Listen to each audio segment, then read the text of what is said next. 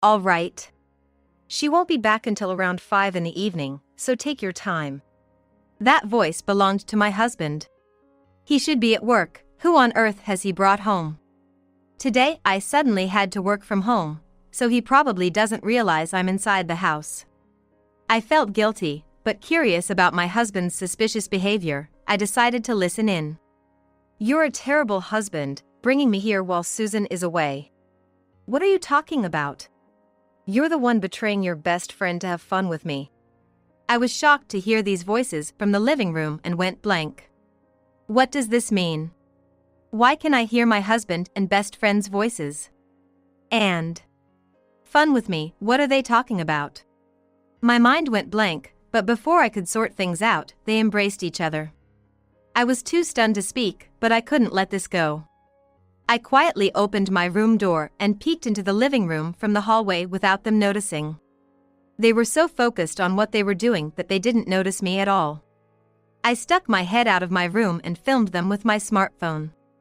This would be incontrovertible evidence for the divorce and for a certain revenge I planned. Maybe 30 minutes passed. Hello? Hello. I just arrived. Upon receiving that call, I quietly left my room and opened the door quietly. Then, the next moment. My name is Susan, a 30-year-old living alone and working in an office. After graduating high school, I couldn't afford college and started working. I've experienced various jobs, but finally settled in my current stress-free company. I don't earn a lot, nor live luxuriously, but being able to live normally was best for me. Besides, I found fulfillment in things other than money. Hey! Sorry to keep you waiting. The meeting with the client took longer than expected. Don't worry, I wasn't waiting that long. Then, shall we go? Today's my favorite place, and we're off tomorrow, so let's drink the night away. I wasn't married, but I had been dating someone for about 6 months, and my personal life was quite fulfilling. He was a regular office worker, so neither of us earned a lot, and our dates weren't extravagant. We'd go to a regular bar, drink, or relax at each other's places on days off, just like any normal couple, but that's why we could live happily. You know, you should think about getting married soon. You're past 30, it's gonna get tougher. Yeah, I know. But if I bring it up, it might seem like I'm rushing him, and he doesn't seem opposed to marrying. That's good then. But women have a harder time finding someone as they get older, that's why I'm worried. One day, during lunch with my high school best friend, the topic of marriage came up. Of course, being over 30, I was anxious. If I couldn't marry my current boyfriend, maybe I wouldn't be able to marry anyone. I'm not particularly beautiful or wealthy. But I wanted to avoid rushing him into marriage, being careful. He seemed serious about our relationship, and I believed he had his own timing. So, I waited for him to propose. Another 6 months passed. On my birthday, he invited me to a fancy restaurant. Last year, we had a party at home, so I was a bit surprised at this lavish celebration. It was a dress code restaurant, so I dressed up, did my makeup, and went to the restaurant. He came straight from work, in a suit. But he seemed different, his hair perfectly styled, giving off a good vibe. Thinking about how much he was celebrating my birthday made me feel warm inside. Thanks for coming today. And about your present. Could you accept this? He said, handing me a small box. Could it be a ring? I do like jewelry, maybe he bought a ring from my favorite brand. A ring. Will you accept this as my promise of a future together as husband and wife? He asked, opening the ring box while looking into my eyes, and proposed to me. Thinking back, it's a bit embarrassing, but I remember being so happy that I cried. Finally, I can get married too. Of course, I wasn't dating him with the sole goal of getting married. Even without marriage, he's genuinely a good person, and I thoroughly enjoyed our relationship. However, given my age and practical reasons, I did want to get married sooner rather than later. That's why I was overwhelmed with emotion when I could finally tie the knot with my beloved. Yes! That night, I immediately called my best friend Kelly to share the news of my engagement. Kelly was as happy for me as if it were her own joy. Soon after, we set a wedding date. Though it was a small ceremony, every friend who attended was smiling and congratulating us. Since his apartment was a bit larger in terms of layout, we decided to start our life together in his place. We agreed to split living expenses and to save for the future in my husband's account. Neither of us were extravagant spenders, and we aimed to maintain our previous standard of living, so money was never an issue.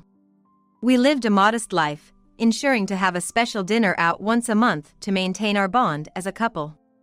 As we continued this lifestyle for 1, 2, then 3 years, our marriage seemed stable.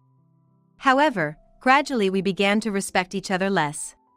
Well, to be honest, it wasn't mutual disrespect, but rather he stopped respecting me. "Hey, I'm not asking you to do the dishes, but could you at least soak them in water after eating?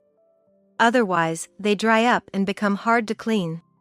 I'm off on weekends and get home at a regular time, so you should be able to handle the housework. I'm tired from work." I get that you're tired from work, but a little cooperation would help. That's not the point. It's natural for you to do the housework.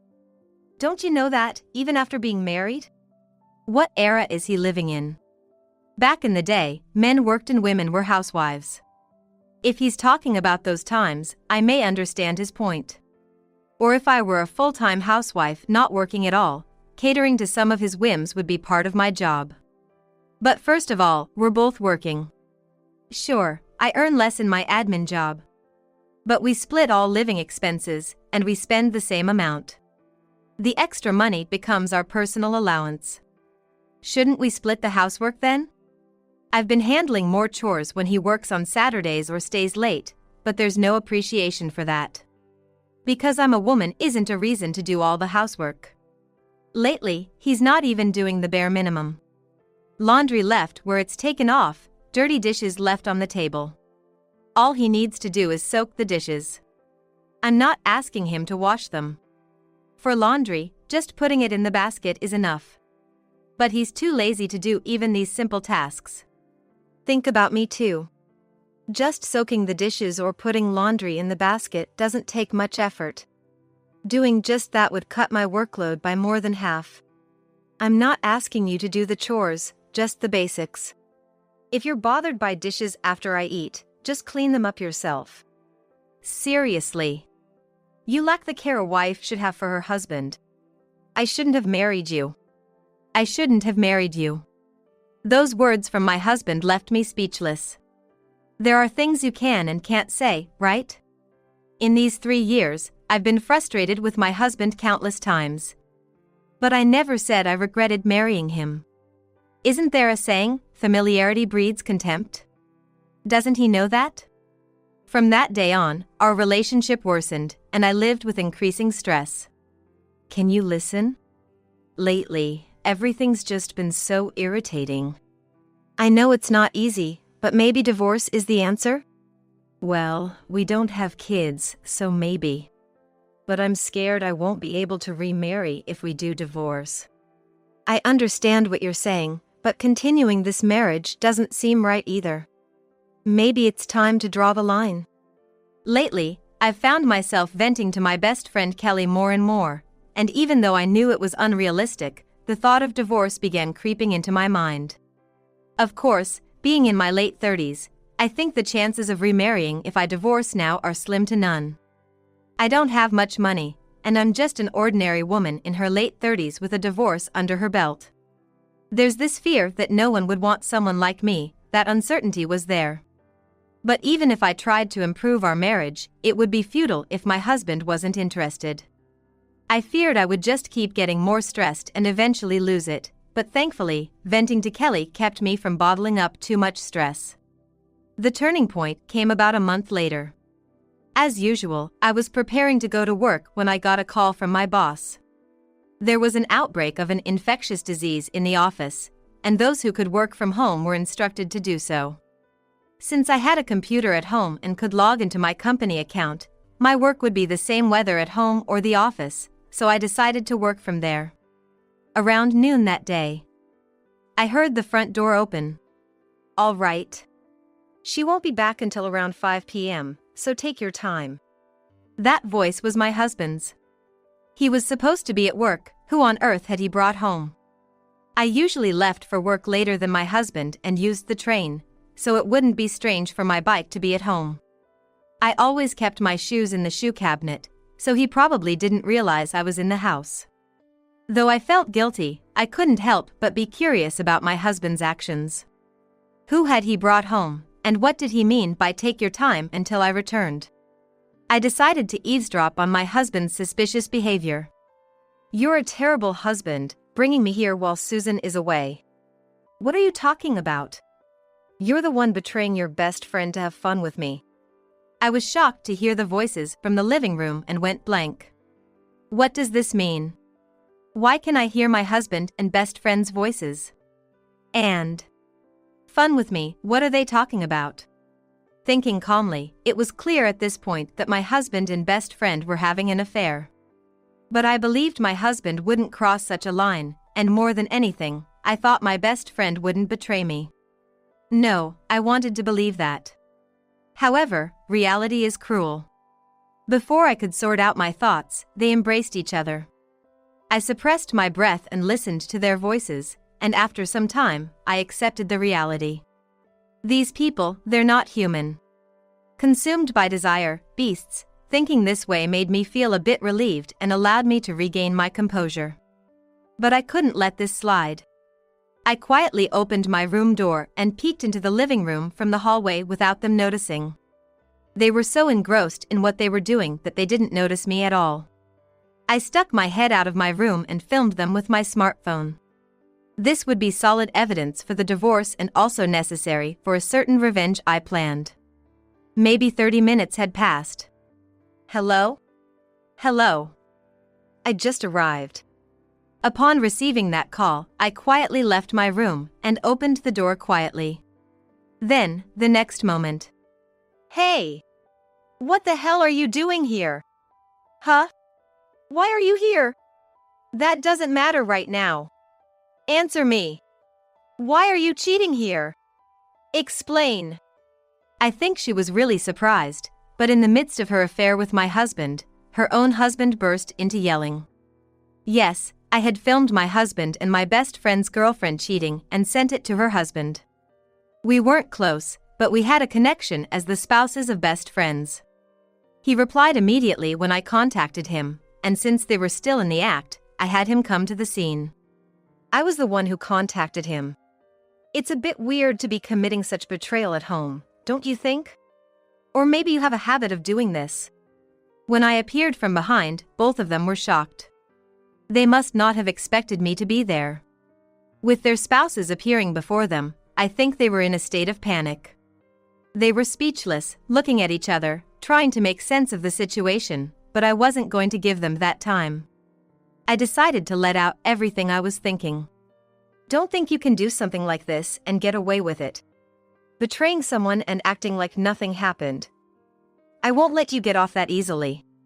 Why are you even here? Weren't you supposed to be at work? What does that matter right now? Don't change the subject. Before asking about me, why don't you explain why you're cheating with my best friend? As I cornered them with these questions, both my best friend and husband fell silent. They must be aware that what they're doing is wrong. Whether they're unable to grasp the situation or their minds aren't working, thinking that staying silent will solve everything is a huge mistake.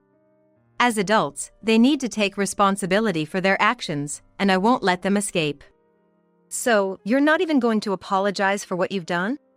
Do you understand the position you've put yourself in? Wait a minute, it's not what you think. Let me explain. There's a good reason for this. A good reason? I wish they'd stop taking me for a fool. There's no justifiable reason for cheating. They just couldn't control their desires.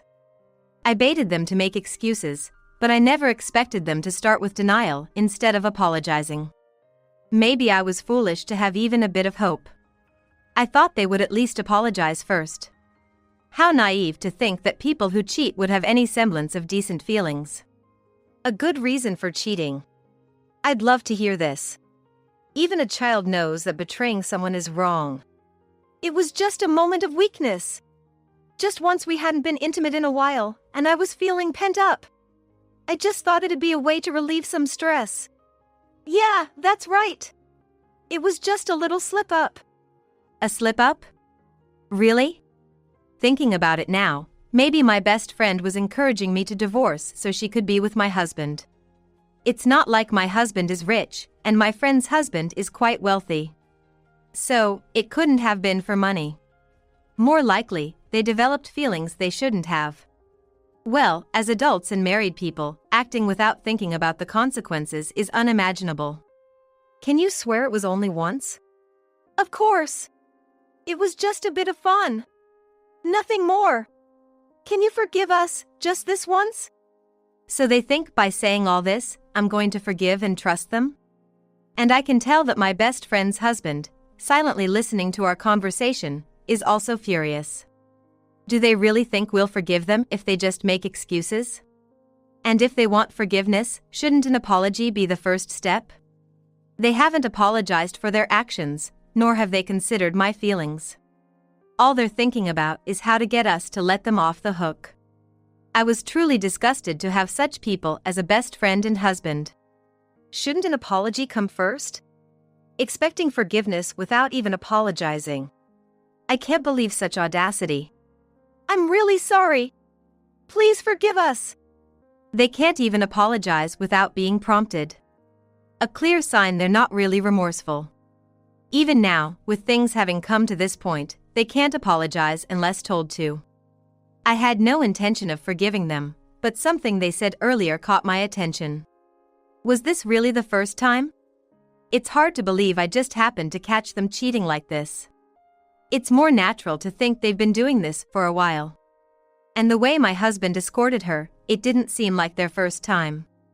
They entered the house and started right away without any hesitation. Evidence of their familiarity. They think if they insist it's the first time, I'll believe them, but I'm not fooled anymore. Everything they say is a lie. Really, the first time? I watched the whole thing, and it didn't look like a first-time encounter.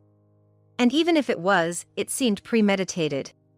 That already raises suspicion. What? It really was the first time. It's just a coincidence that you were here today. That's why I can't trust someone who betrays me so easily. Show me your phone. My phone? Just give it to me. I demanded and took his phone.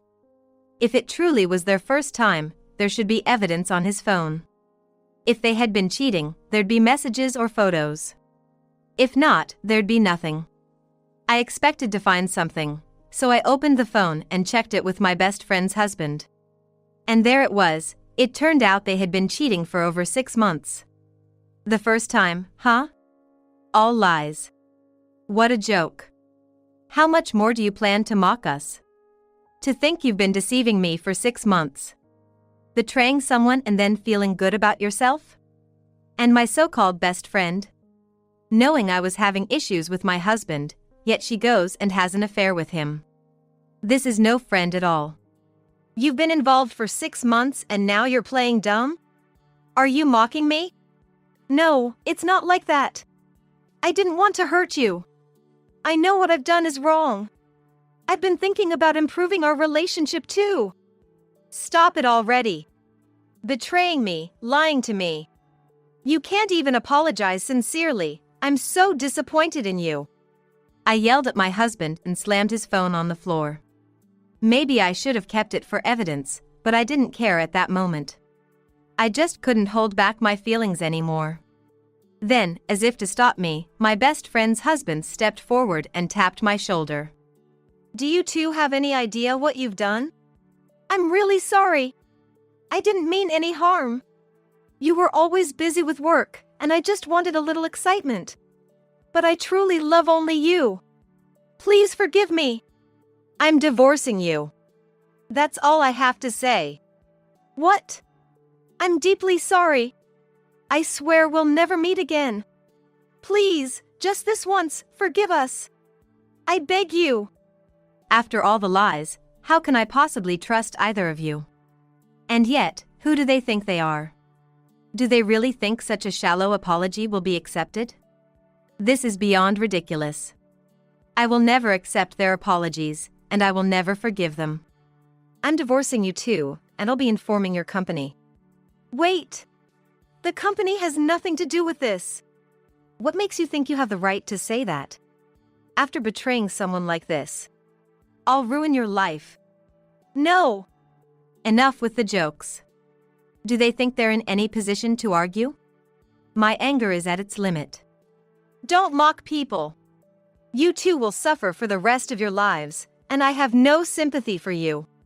This is the consequence of your actions, and how adults take responsibility. And now I realize, you married me just for my money, didn't you? No, that's not true. I truly love you. I run a business, so I couldn't always give you attention. I always indulge your whims, remember? How much money have I spent on you? And yet, you go satisfy your desires with my best friend's husband, utterly despicable. My best friend's husband had reached his breaking point. I learned at their wedding that he ran a business. Though not a huge company, it was quite profitable, and my best friend enjoyed a good life thanks to that. But she only saw her husband as an ATM and chose my husband to satisfy her lust, truly rotten to the core. And my husband, knowing all this, was no better. Our firm has a contract with a prominent law firm, so we'll be getting a lawyer who's strong in divorce cases. Don't think you can escape. Fine. I'll do whatever it takes if we're divorcing. Angry now, are you? Don't make him angrier. It'll only make things worse. Just hold back. It doesn't matter how angry you make me, the amount you'll owe for the division of assets won't change. I might as well take everything and divorce you. You're getting a divorce too, so let's just remarry each other. That'll work out best for everyone, right? What? I was dumbfounded, but she finally showed her true colors. This was the real face of my best friend. Thinking only of herself, consumed by greed, a perfect match for such words. You're mistaken if you think there's much money for you. Don't mock me. The assets built after marriage are to be split equally between us. Yeah. I hardly take any salary from the company. Most of it goes to monthly card payments, living expenses, and the mortgage. We can sell the house, but given its location, I doubt it'll even cover the mortgage. Ready to share the debt? Hearing this, my friend's husband, who was furious moments ago, collapsed to his knees. Cheaters never prosper in the end. I don't think my best friend, who's been jobless, can afford to survive, so she'll probably end up in debt. Her parents are quite strict, so I doubt they'll offer her any help. As for my husband, I'm going to report him to his company, and he'll probably lose his job. A decent life seems unlikely for him now. This whole mess will probably end our relationship with my best friend, and I can't imagine anyone helping out someone who cheated. We had many mutual acquaintances with my husband, but none of them are so morally corrupt. This place is in your name, so I'll pack my things and leave today. Just sign the divorce papers in the meantime. I'll get my lawyer to contact you further. Don't rush into things like this. I have my side of the story. Your side of the story? Why would I listen to such nonsense? Just sign the divorce papers quietly, and if you have any complaints, feel free to consult a lawyer and argue your case. With that said, I went back to my room and immediately started packing. I explained everything to my parents when I went back home. It was tough keeping it together in front of my husband and best friend, but the shock of being betrayed by the two people I trusted most was overwhelming, and I broke down crying in front of my parents. They kindly took me in, and I managed to get a week off from work. I used that time for mental rest and consulting with a lawyer about the divorce. It took some time to negotiate, but eventually, I was able to cut ties with my ex-husband. Hello. Thank you for covering the lawyer's fees. And I'm sorry for all the trouble my ex-husband caused. Don't apologize. My ex-wife was part of the problem too. Fortunately, the lawyer our company works with took the case at a reduced rate. Thank you. Later, I heard from my best friend's ex-husband that she had incurred a significant amount of debt. As expected, she's now struggling to pay it off. Since she hadn't worked since marrying him, she's now working part-time at a supermarket. Living in an old apartment, the amount she can spare for debt repayment after covering living expenses is meager. It'll take her years to pay it off, but it's a fitting end for her. Betrayal carries a heavy price. After that, I contacted my ex-husband's company, and he was cornered into becoming a marginal employee. He wasn't competent at work to begin with, and his departure didn't really harm the company. Unable to endure the work environment, he soon quit. But now, I wonder how he'll manage his life from here on out. As for those who betray others, they deserve to suffer. Meanwhile, I used the damages I received to find a new place to live and have managed to return to my regular life. My work environment hasn't changed. I'm still an office worker with a modest salary, but I've come to appreciate the kindness of those around me anew. Sure, getting married again might be difficult, and I might remain single for life. But what's important isn't marriage. It's about having people who genuinely care and are willing to help when needed. Just having such people around makes me feel fortunate. I plan to keep cherishing these invaluable everyday moments and live life facing